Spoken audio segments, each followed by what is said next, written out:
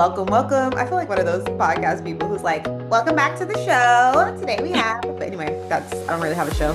But today we are here together again. So sometimes me and Sam do some episodes or videos together. And today we're talking about something really cool because between the two of us, we have a corporate law career, we have an airport management job, and $12,000 income streams outside of both. And today we're talking about exactly how we do it.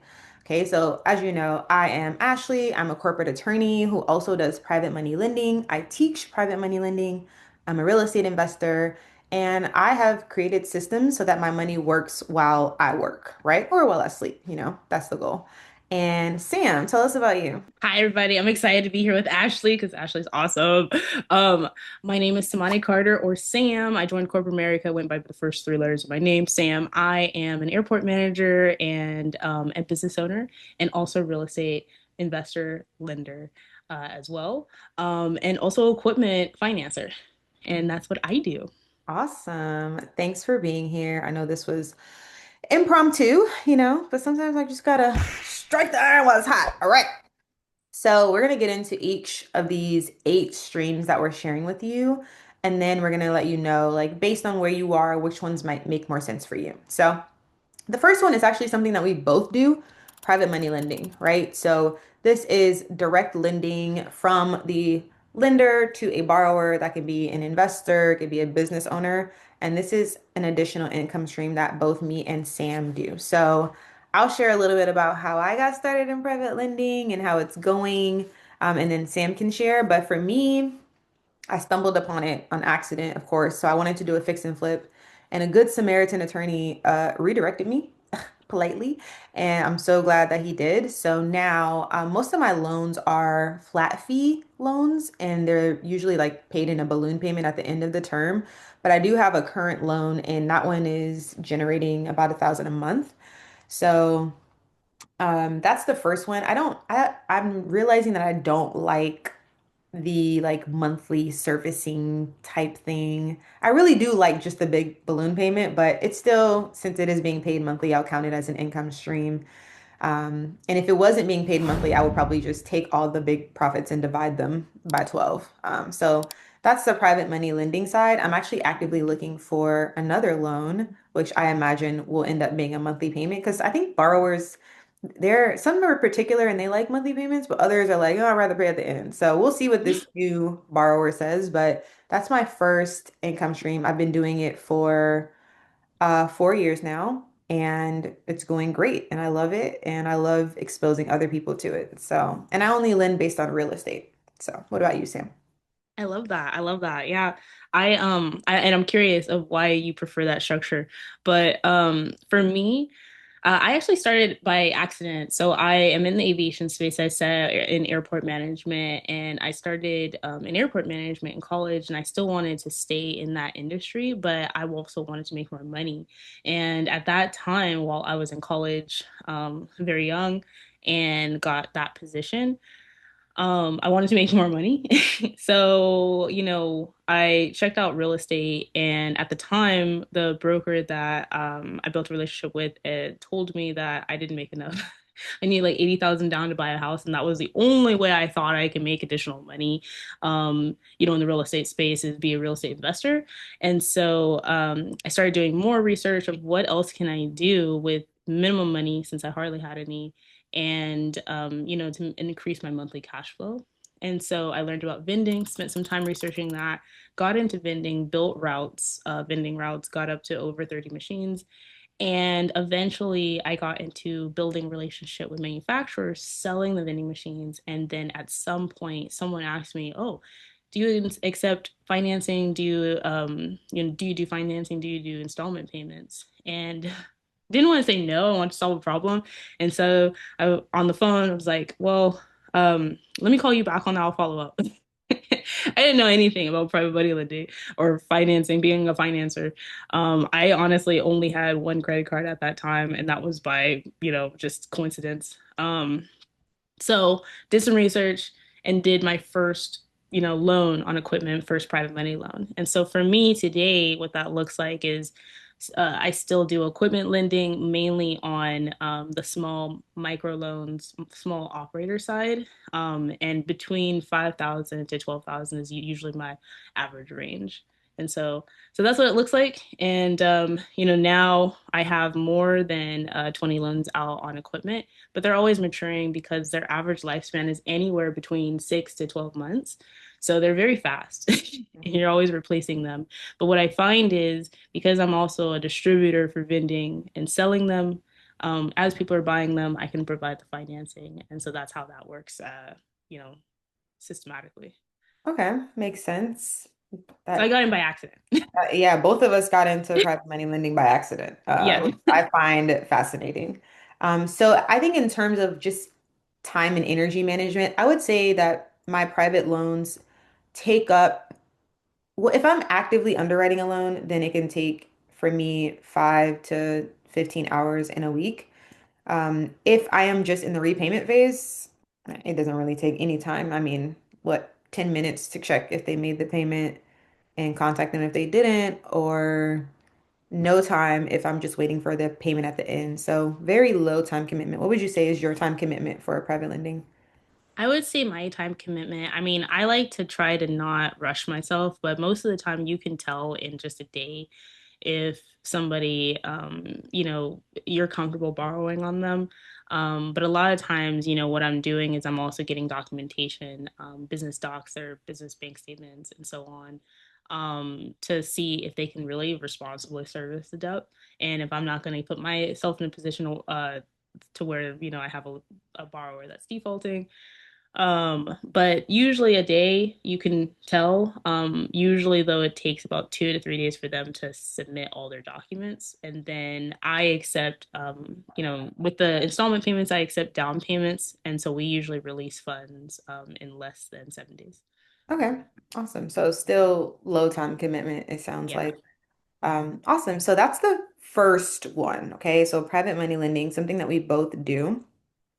And then, Sam, you also do vending machine, or you have done vending machine routes, like you Mhm. mentioned. So, this I know is something that's a low barrier to entry. So, people I think will be intrigued by that. What would you say is the amount, like the range of cash flow from the vending route, and like how many machines is that? And I mean, you don't have to tell us like all the tea, but just a general idea of like how many machines get you what range of cash flow and what the time commitment is for something like that. Yeah, I'll share some of the tea so for sure. So yeah, so I think like I love vending. I have a special place in my heart for vending because it's how I started. And I think that it's a very easy way, or easy part of business that people could get into, if they want to increase their monthly cash flow and they're comfortable with the commitment to it.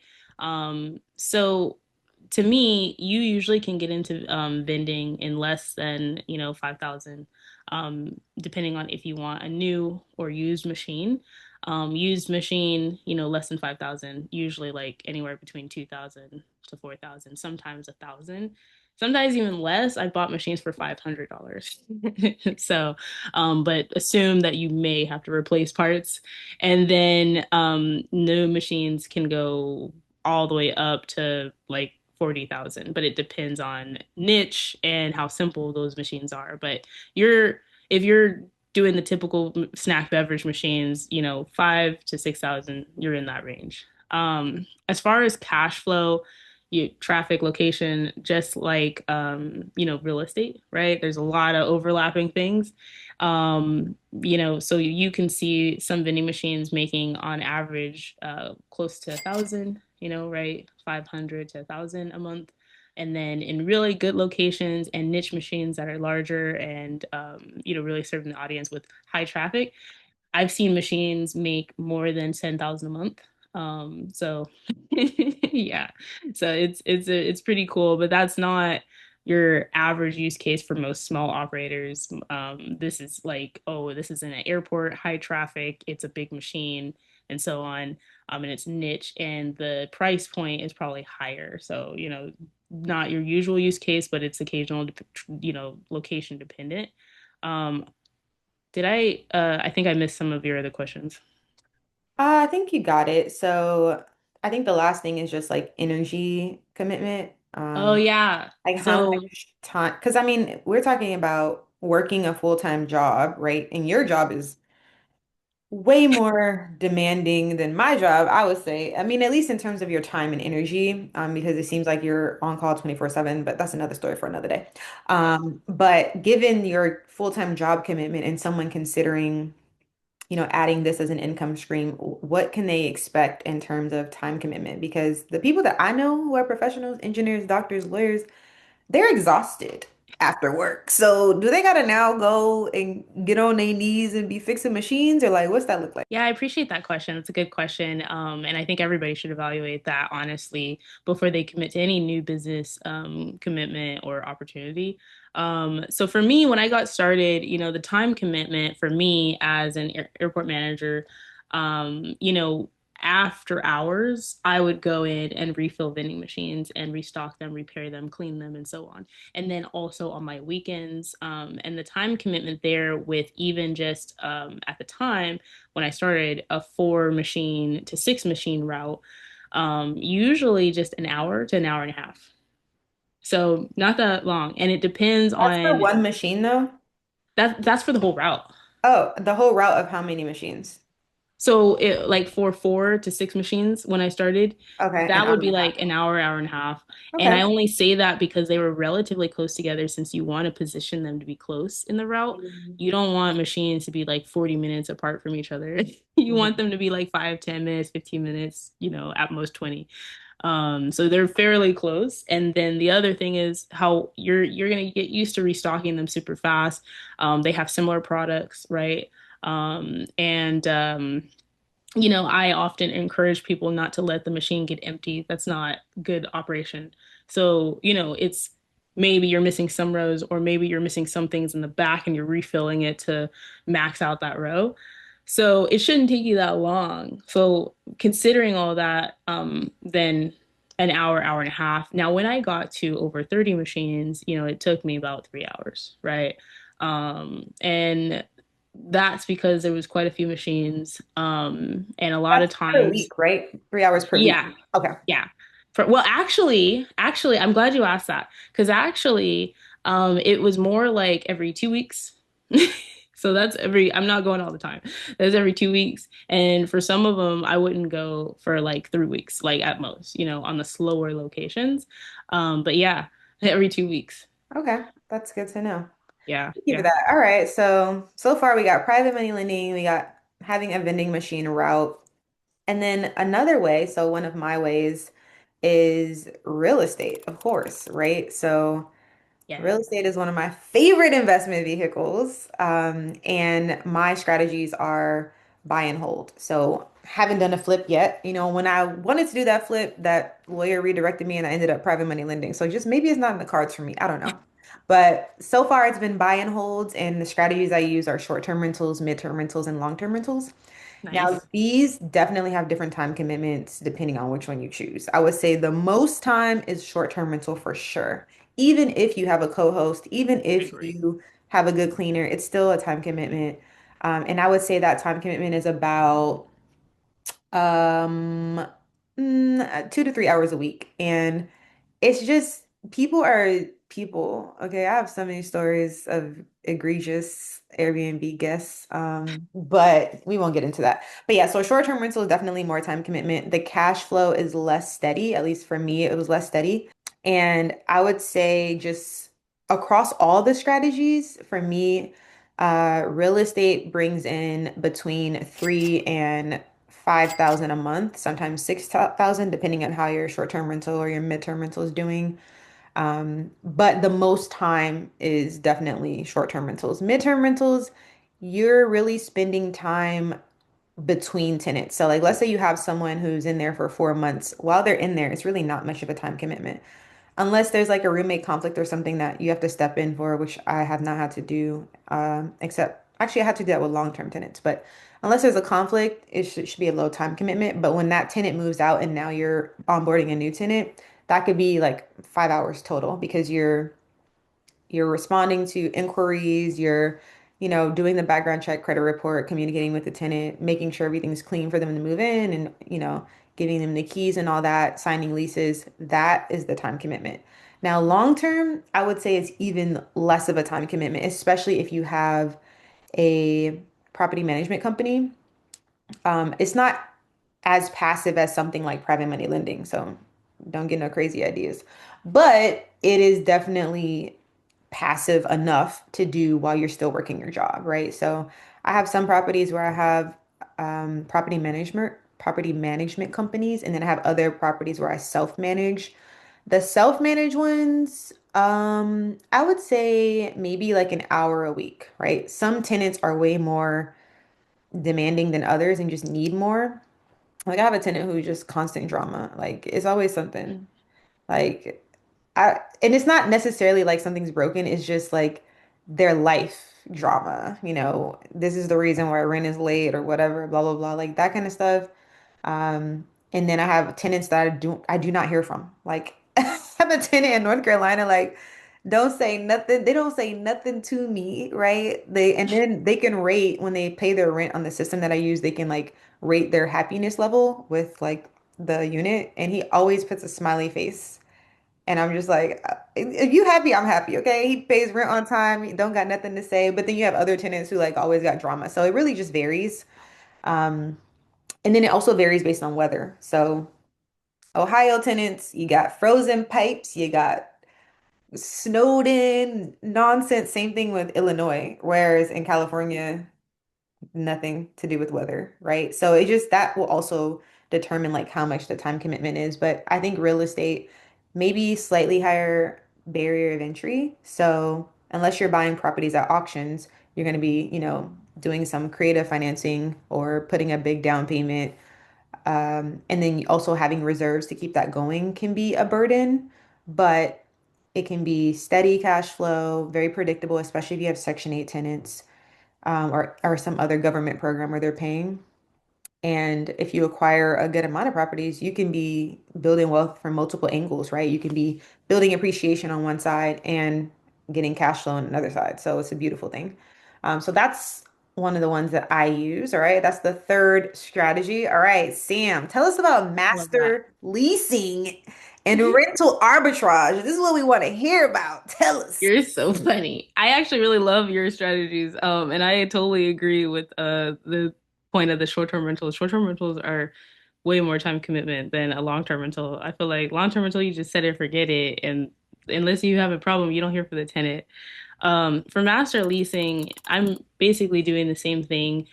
I'm building relationship though, with the owner of the property, right? And I'm saying, hey, can you accept a corporate lease agreement? Can we establish a corporate lease agreement, a business relationship, right? And I am basically under my business renting the property from the owner, right? And I'm saying, hey, I'm going to run your unit like a business operation, and I'm going to keep it clean. I'm going to take care of it. I'm going to take care of potentially preventative maintenance, and so on. Depend. You can put anything you want in the agreement as long as the owner um, agrees to it. And so that's what I'm doing. And then primarily, I focus on the midterm rentals and then short-term rentals. So And very what's similar to that what Ashley is range? doing, just a different structure. So in terms of a range, like of what that brings in per month based on the number of rentals you're operating, what would you say is the monthly cash flow for that? Yeah, so it really depends on per unit, per location, and then per demand and like the agreements you have with companies, because you have insurance companies, you have travel, travel people, and then professional travelers. Um, and then you have nurses, you have doctors, so on, blah, blah, pilots are fun. Um, so for each unit, there's some units that make 8,000. There's some units that make 12,000 per month. And then there's some that only make 5, 6,000, or less, right? But it's still good in relationship to market rent and long term. For me, I do not take all that home. Otherwise, I might not be working, right? I built a relationship with other people, other individuals that are like, hey, Sam, I want to get into this, but I don't want to manage it, right? And so I partner with them, and basically they're like, here's my money. and then we build a relationship and we do a split on that business operation, right? So yeah, it's a good split for us. But yeah, some of the units make 8,000 per month. It definitely in the summer it's cyclical, and then most of them on average are anywhere between five to 7,000 consistently. Yeah. And for context, this is in California.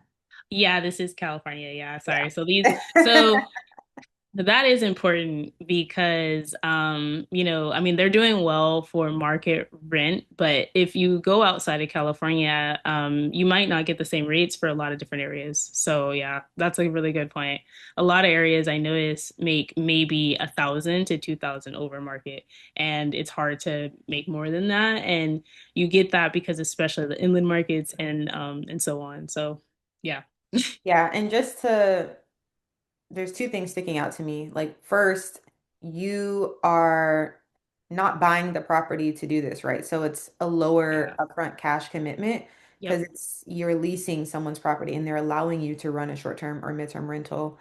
And then the second thing I'm thinking about is just I'm actually stacking these hours, right? So I'm like, all right, she airport manager, she private lender, she vending, She's and now tired. she's Master Leasing, is she good? Like, how many, how many hours is that? But we go add it up at the end. Okay, next one. My next stream is consulting. So the thing I love about consulting is you can just consult on the things you already know, right? You don't Yeah. have to necessarily learn something new. So, as an attorney, like I can provide consultations on, legal systems or legal frameworks for small businesses or legal risks involved. Like I can also provide consulting on things that I've done, right? So if I have, done a private money lending business, and this is how I started teaching private money lending actually. I started doing these one-on-one consultations with other people who asked me to loan out their money. And I was like, I don't do that. Okay. I could tell you what I do and how to do it, but I ain't taking your money. You ain't about to get me caught up. Okay. So I would do consultations where I would charge them to have this conversation and to basically tell them what they need to do to set it up. Right. And so the thing about consulting is it's super flexible. And for consulting, since I started consulting in 2021, it's brought in between 3 and 6,000 a month, right? It just depends on how many clients you have at any given time, who is paying per service versus who is on retainer.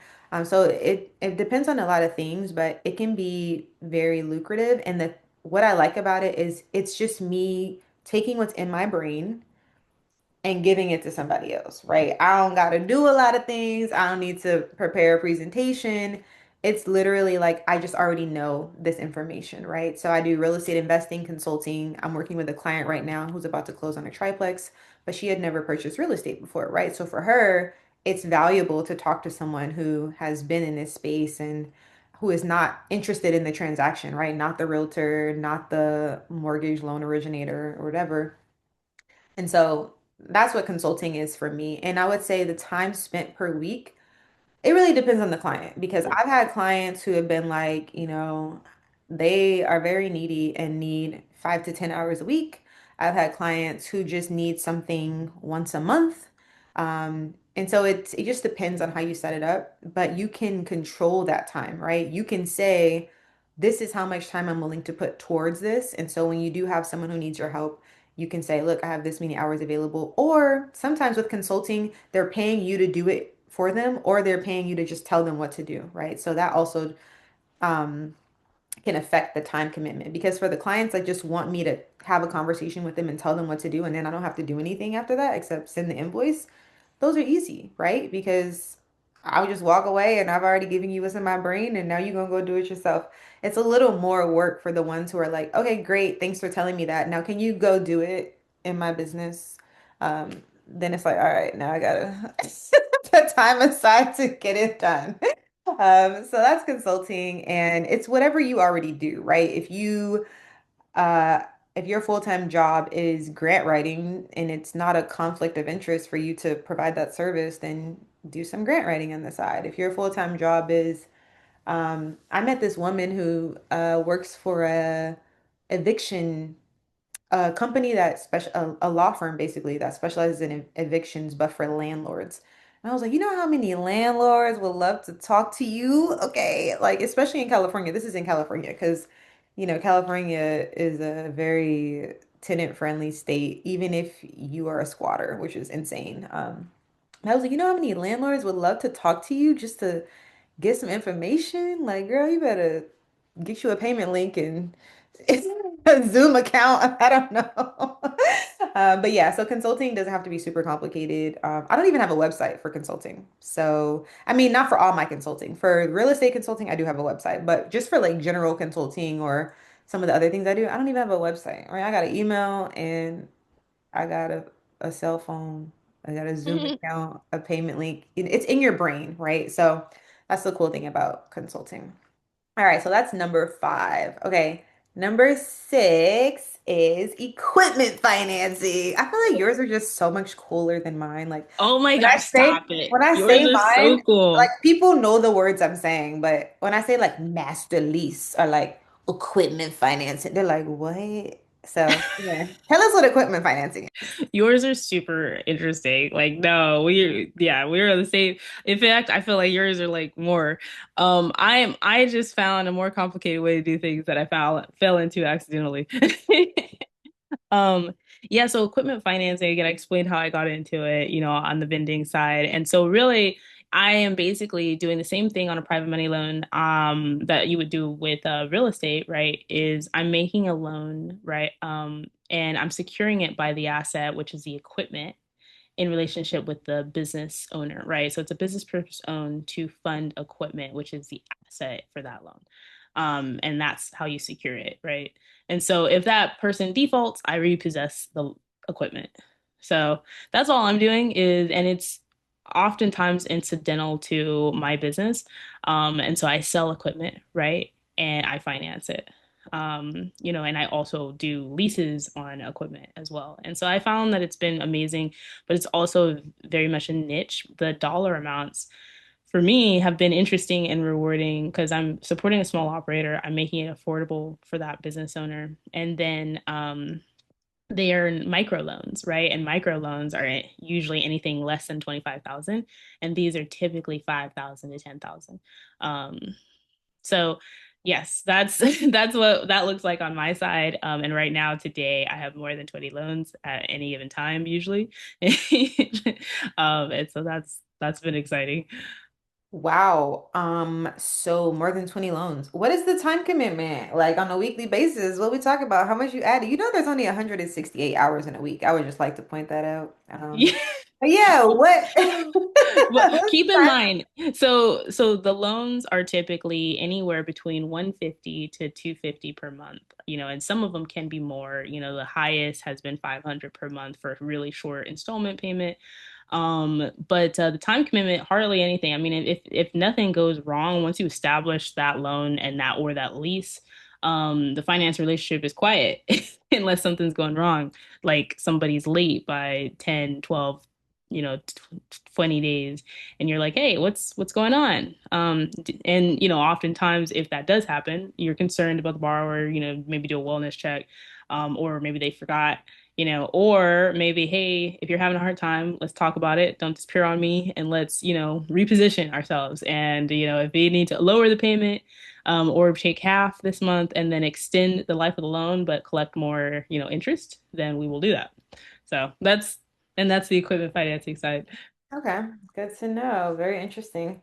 All right. So, and I like how you said it's mostly incidental to your business. But it's just crazy how I always hear about like multiple streams of income, and I'm hearing two camps, right? I've heard recently completely contradictory advice, and I think that's just the nature of the world. But I was reading a book, and the author was like, I don't agree with multiple streams of income.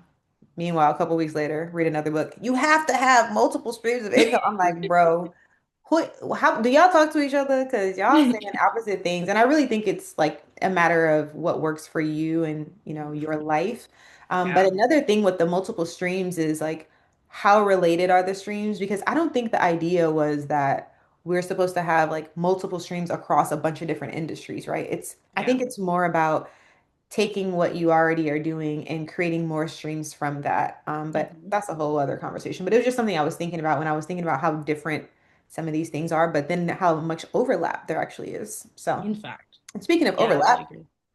digital products. Okay, number seven, we both have digital products. And the crazy thing about digital products is it's not really anything different from what you're already doing, right? So Mhm. like with my digital products, I'm already doing real estate investing. I'm already consulting on real estate investing. So I have a real estate investing course, right? And now in terms of time commitment though, let me tell you, that thing took me months to create. I ain't even gonna hold you. I was working on it every week.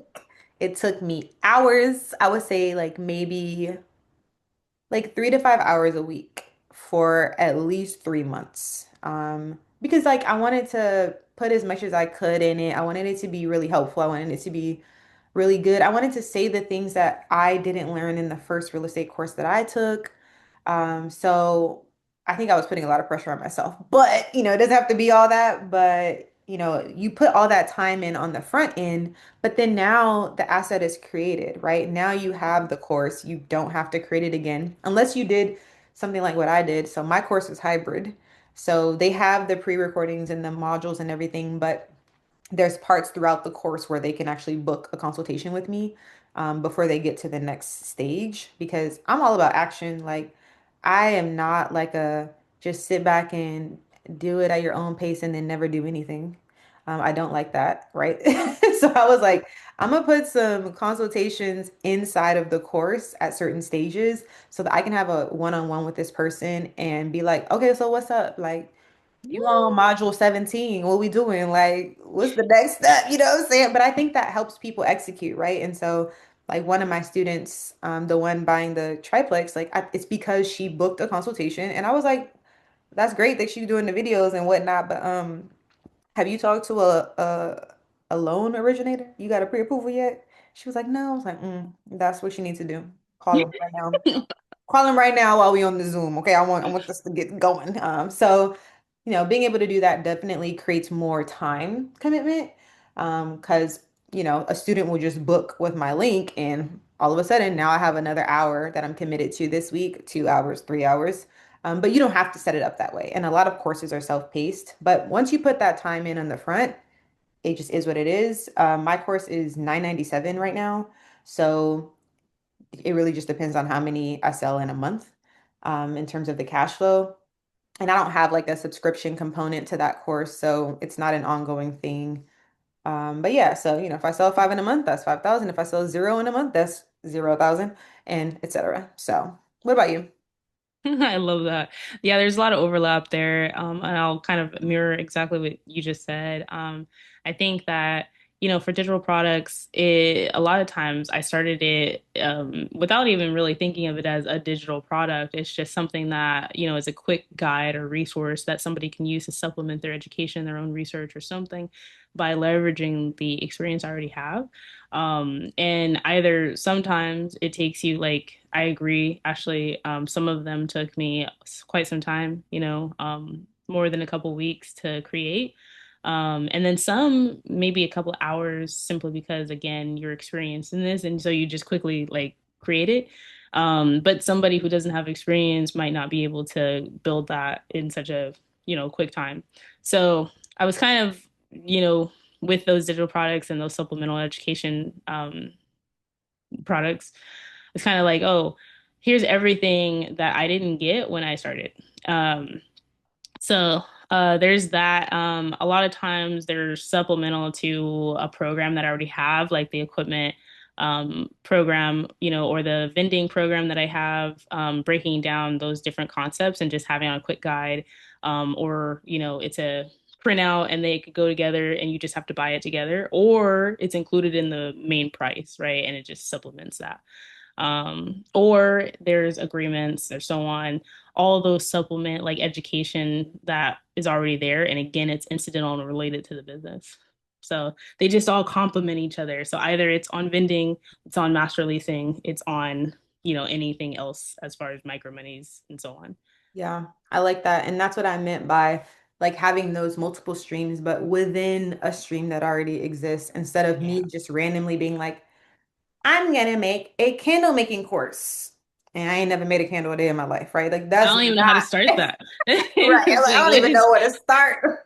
Like, so that's not what we're talking about. Like really just taking advantage of the skills you already have. yeah. And making it available to other people.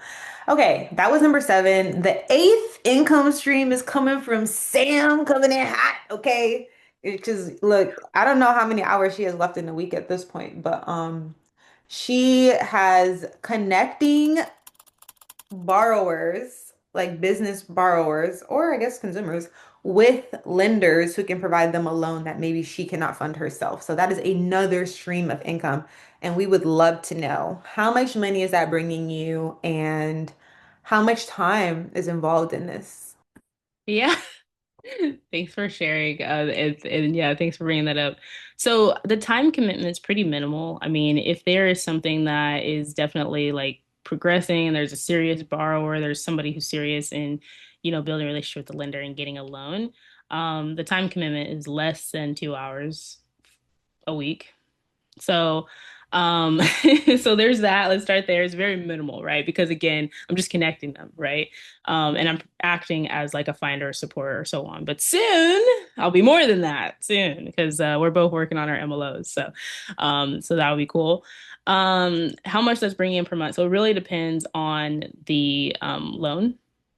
So some of the lenders that I work with, they will give you 1 to 2%. And then some of them will give you 8%, up to 8% of the loan. So it really depends on that. And they're all business purpose. So just keep that in mind is they're all business purpose loans. And I'm just connecting either like, maybe it's a restaurant, maybe it's a bakery, maybe it's an equipment loan that I can't service because it's way too big and I'm not there yet, right?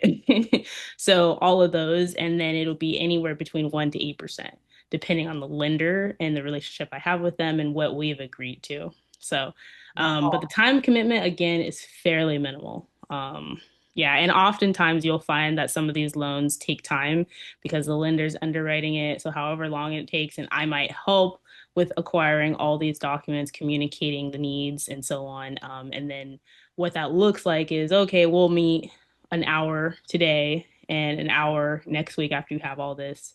And then, okay, I think we're ready now. So, it's very minimal and, but it does pay consistently. So that's good. Yeah, But at the same time, there's lots of months where it's like, oh, no loans happen. And then it's like, oh, yeah, we did too. love that. So, yeah. Okay, okay, good to know. So, love that. And that's eight different ways, okay, that we're using. Trust me, there's a ton more, okay? The real takeaway here is we both stopped thinking in terms of like paychecks and waiting for a raise and all that and started really thinking about systems, right? Like what kind of systems can we put in place to generate more income given our already limited time that's available and the fact that we have other things going on in our lives. Like, look, I be trying to get some sleep, okay? I need Notice rest. that. I be trying to rest. See, I be sleeping. I don't know. I don't think Sam be really sleeping like that. Like, I be on the like 7 to 9 hours, a night. Like, that's optimum for me. So, as you can imagine, I'm probably not spending a ton of time doing some of this stuff because your girl's got to go to bed. Another piece of it is like what you do with your extracurricular time, right? Just to be completely transparent, I don't watch TV during the week. I mean, there's not really any time. If I'm looking at my calendar right now, if you saw my calendar, you'd be like, ooh, like it could look stressful from the outside, but I know exactly what's going on up in here, okay? It even has like my gym time on it. Like it has time for me to take a break, go outside, take a walk, things like that. And so it looks very full, but any of those can be white spaces at any moment. But I am intentional about how I spend my weekday time. I watched the most TV on Friday night. So like last night I watched two whole movies. Well, one and a half. I watched a movie and I watched one episode of a docu-series about Bernie Madoff, which is another story for another day. So like just thinking about, the time that you have, the capital you have, and so we'll get into right now just really quickly which one may work for you. So if you have capital, this could work. If you have time, and you can hustle, this will work. If you have both, this will work. So we're gonna do a rapid fire. I'm gonna start with you, Sam. I'm gonna say what it is, what the stream is, and I want you to say time, capital, or both. And so if you say time, I'm that done. basically means like this is something you want to pursue if you have a lot of time. And then if you say capital, that means this is something you want to pursue if you have a lot of capital available. And then the both is if you got money and time, jump in. Okay. You ready? Yes, let's do it. All right. Private lending. Money, Okay. Vending. time, Oh. Master leasing. mm, both. Okay. It's getting spicy. Equipment. Mm, Well, I say both just in the beginning because you got to learn how to do it, but really it's just money. Okay. Digital products. Mm. Again, well, yeah, that one's time for sure. But after you establish the digital product, I mean, then it's just, I mean, it's infinite. Yeah. Like you don't need time or money at that point. You just put it out and you never have to, unless you want to update it every now and then. But yeah, Well, there's marketing, but that's another story for another you day. know what? That's true. That's true. There's marketing. Yes. Yeah. And then what about connecting lenders with borrowers? I would say time because if I dedicated more time to it, I probably would do more loans, but I don't want to. So, you Gotcha. know, yeah. Okay. What about Okay. you? What about you? Okay. So for private lending, I would say money. If you have $5,000 or more, jump in. But of course, I would assume with any of these, you're gonna have to learn how to do it properly in the beginning. But once you learn how to do that, then you know how to do it. So private lending, money, real estate, woo, both. Okay, I'm gonna say both. Both.